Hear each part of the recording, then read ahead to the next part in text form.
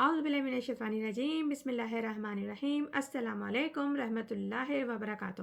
آج ہم سورہ بقرہ کا ترجمہ تفسیر و خلاصہ بیان کریں گے۔ جیسے کہ کل بھی ہم نے 2 صورتوں کا ترجمہ تفسیر خلاصہ بیان کرا تھا، جس میں ارشاد ربانی ہو رہا تھا کہ تمہیں خوب معلوم ہے جن لوگوں نے ہفتے کے دن کے قانون کو توڑا اور حد سے تجاویز کر گئے، کہ جب پروردگار عالم نے منع فرمایا تھا کہ ہفتے کے دن آپ مچھلیوں کا شکار نہیں کرنا، لیکن انہوں نے حکم نہ مانا۔ ان میں سے کچھ لوگوں نے حکم نہیں مانا اور وہ کرتے رہے، تو پھر پروردگار عالم نے ان پہ عذاب کی صورت میں وہ نازل کرا عذاب کہ ان کی شکلیں صورتیں وہ تبدیل کر دی، مسخ کر دی، یعنی کہ ان کو ذلیل خوار بندر کی شکل جیسا بنا دیا۔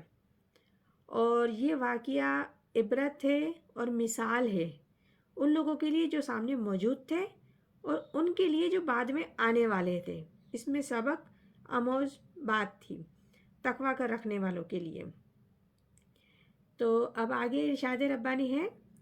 آگے آیت پڑھنے سے پہلے ہم پہلے آیت کا یہ آیت بھی واقعہ جڑا ہوا ہے اس کے ساتھ، اور اس آیت کا جو سبب بنتا ہے پہلے وہ ہم اس پیش کریں گے، بتائیں گے آپ کو کہ بنی اسرائیل میں ایک شخص کا قتل ہو گیا اور قاتل فرار ہو گیا قتل کر کے، جس کا کچھ پتہ ہی نہیں چل رہا تھا قتل کس نے کیا۔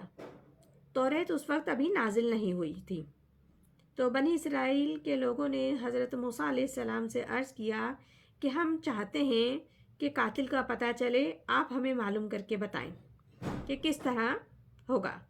تو حضرت موسیٰ علیہ السلام نے بحکم خداوندی ایک بیل یعنی کہ گائے ذبح کرنے کا حکم فرمایا، اور کہا کہ اس بیل کے جسم کے ایک ٹکڑے کو اس مردہ شخص کے جسم سے ٹچ کر دو، چھوا دو، تو وہ مردہ زندہ ہو جائے گا، اور کس نے اسے قتل کیا ہے یہ چیز بھی وہ خود ہی بتا دے گا۔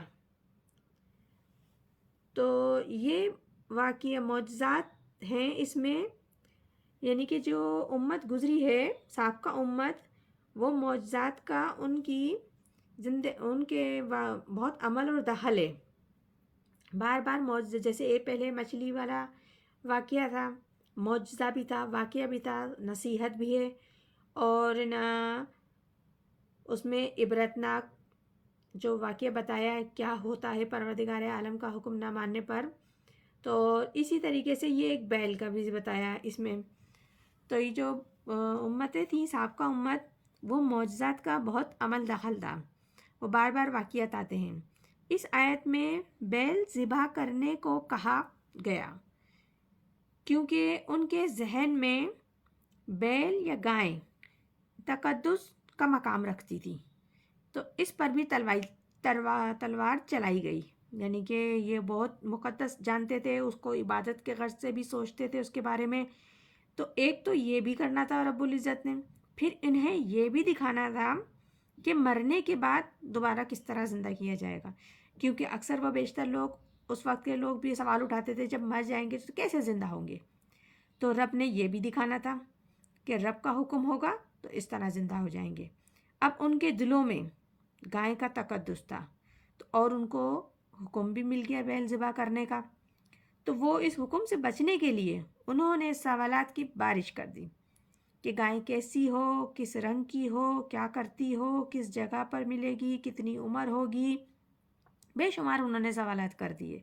بالآخر جب ساری چیزیں واضح کر دی گئیں، پھر جا کے انہوں نے نہ چاہتے ہوئے اس حکم پر عمل کیا۔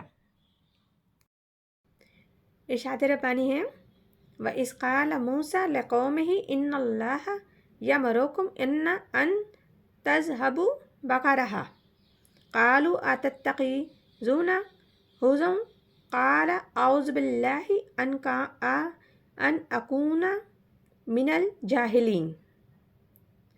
جب کہا موسیٰ نے اپنی قوم سے، اللہ تعالیٰ فرماتا ہے تم کو کہ ذبح کرو ایک بیل، وہ بولے کیا تو بتاتا ہے ہم کو مسخر کہا، پناہ خدا کی ہو جاؤں میں جاہلوں میں سے۔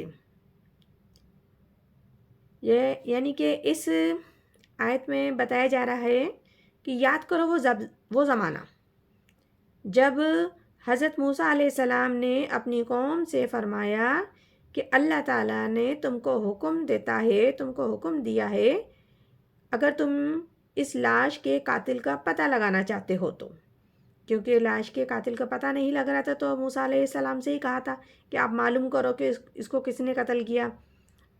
تو پھر انہوں نے حکم دیا کہ تم ایک بیل ذبح کرو. تو وہ کہنے لگے کہ آپ ہمارے ساتھ مذاق کر رہے ہیں، یہ کیا کہہ رہے ہیں؟ کیونکہ ابھی ہم نے آپ کو بتایا تھا پس منظر میں کہ بیل گائیں ان کے نزدیک مقدس تھی، ان کے دل میں اس کا تقدس رکھتے تھے، تو اس لیے ان کو بس بیل کو ذبح کرنا ناگوارا گزر رہا تھا. تو اسی لیے انہوں نے گھما گھما کے سوالات کر دیے کہ کیسی ہو، کیوں کرو، کس طرح ہو، کہ کسی طرح جیسے کہ یہ ٹل جائے حکم اور نا ہم کچھ اور طریقے سے معلوم کر لیں. تو اسی لیے وہ کہنے لگے کہ آپ ہمارے ساتھ مذاق کر رہے ہیں، اور کہاں قاتل کی تحقیق اور کہاں جانور کا ذبح کرنا. تو حضرت موسیٰ علیہ السلام نے فرمایا نعوذ باللہ، میں جو ایسی جہالت والا کوئی کام کروں کہ حکم خدا بندی میں مذاق کو شامل کروں، یہ دین کے معاملات میں مذاق شامل کرنا میں کبھی بھی نہیں کر سکتا. میں اس جاہلوں والے کام میں کبھی کر ہی نہیں سکتا. میں وہی بات کروں گا جو حکم خدا بندی ہے. تو یہ سورہ بقرہ کے ابھی ہم نے ایک ہی آیت پڑھی ہے، اور اس کا پہلے آپ کو پس منظر ہم نے بتایا اس آیت کا. آگے انشاءاللہ مزید ہم پڑھیں گے. پروردگار عالم ہم کو قرآن پاک صحیح پڑھنے، سمجھنے، عمل کرنے کی توفیق عطا فرمائے. آمین ثم آمین. جزاک اللہ.